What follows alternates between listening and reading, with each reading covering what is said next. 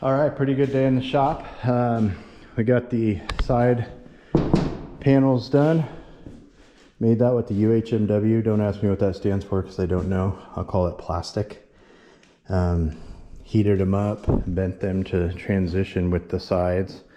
Ricardo and my sister actually cut these out, and then my sister actually make the patterns, and then Ricardo cut them out today. I'm gonna clean up the edges, get them all fitting really good, and then I started to bead roll them, and my bead roller took a crap.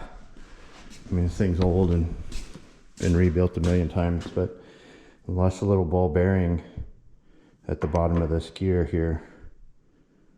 Worm gear, whatever it's called, screw gear, I don't know. So it's creating slop in there, not catching anyway.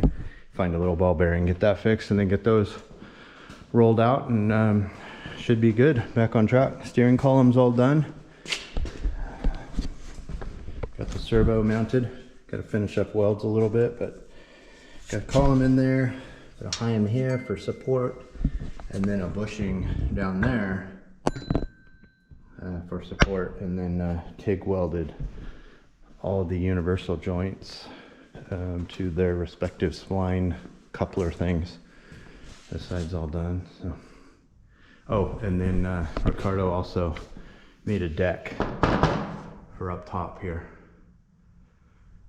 Turned out really good, super nice. So there it is. It's all those little detail stuff now, and then like I said before, get it all tore apart and painted, and yeah, final assembly.